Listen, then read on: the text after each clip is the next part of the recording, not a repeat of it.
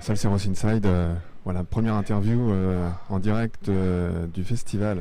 Alors on dit Salsa Strass Festival de Strasbourg, organisé entre autres par Betty. Bonjour Betty. Bonjour Rodolphe. Alors, est-ce que tu peux nous parler un peu de toi, te présenter vite fait, et puis évidemment tu es une danseuse de salsa. Quand est-ce que tu as connu la salsa, voilà. Comment tu pourrais faire déjà une petite présentation de toi? Déjà passionné de salsa, passionné de danse, passionné de salsa. Et donc suite à un voyage à Cuba, un coup de foudre pour la salsa, et depuis je prends des cours, je donne des cours et j'organise des festivals. Alors là, comme vous voyez, on est donc derrière, et là on est en ce moment, il y a des cours, voilà, avec, est-ce que tu peux nous dire le nom du professeur? Je t'ai pas compris, désolé. Donc on va attendre que la musique s'arrête et on va reprendre l'interview après. Là c'est du son, Ah d'accord. des racines de la salsa. Ouais. La rumba aussi. La rumba c'est les racines africaines de la salsa, ça c'est les racines occidentales. Ah d'accord. Je sais pas si on a entendu, mais là Betty nous a dit des choses très intéressantes. Alors là, ce que vous voyez derrière, c'est du son.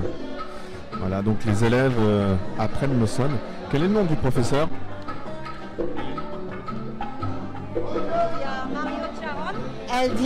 Mario Charon, le diamant de la salsa. C'est un des meilleurs qui vient de Santiago. Avec il y a Mirka de Santiago aussi. Ah, donc on a des professeurs qui viennent direct de Cuba. Alors on va regarder un peu, on va essayer, voilà, c'est celui-là qu'on voit en rouge. Voilà, vous assistez au cours du Salsa Strass Festival. Oh oui. Malheureusement, c'est le propre. Donc quand est-ce que tu as commencé à danser la salsa? Qu'est-ce qui t'a amené à vouloir danser la salsa? En fait, c'était un voyage il y a 15 ans. Encore des voyages. En fait, tu voyages tout le temps. J'aime beaucoup les voyages, oui. Mais là, c'était un voyage il y a 15 ans, touristique à Cuba. Et j'ai découvert la musique et la danse là-bas. Et depuis, voilà, je continue. Quelle est parce que comme Salseros Inside, c'est un podcast pour les danseurs de salsa, les danseurs amateurs, qui toutes les semaines dansent dans des soirées, dans des bars, dans des restaurants, parfois dans des boîtes et évidemment dans des festivals. Quelle est ta fréquence toutes les semaines, ou est-ce que ça fluctue, ça a changé en cours du temps Alors, déjà j'ai 3 soirs par semaine pris par les cours, puisque je donne les cours.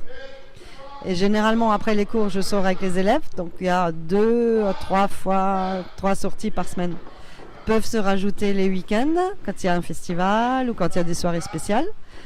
Il y a Vic Fezensac, donc Tempo Latino, en été, ou d'autres festivals plus longs, et Cuba. Donc à Cuba, par contre, c'est une para, sans s'arrêter, quasiment. Oui, parce que là, en plus, tu es dans un contexte de vacances, etc. Donc voilà, donc grande danseuse. Ce qui est assez rare, d'ailleurs, les professeurs qui, comme ça, vont accompagner leurs élèves. Il y en a beaucoup qui ne les accompagnent pas. Pourquoi toi, tu les accompagnes? Parce qu'en général, les élèves sont timides.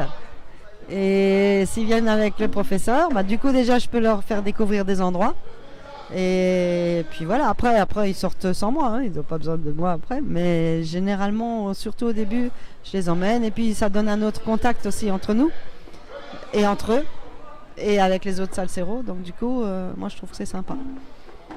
Et je voulais donc, puisque là on est dans le festival dans lequel tu y mets beaucoup de toi-même, ce festival à quel âge? Et donc tu nous as dit tout à l'heure que tu avais créé ce festival suite à un voyage, c'est ça?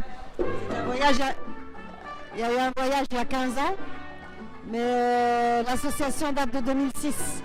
Donc depuis 2006, j'organise au départ des soirées, puis des mini-festivals, et maintenant Salsa Strass. Et il y a un autre festival en novembre aussi. Ok, donc on va laisser la musique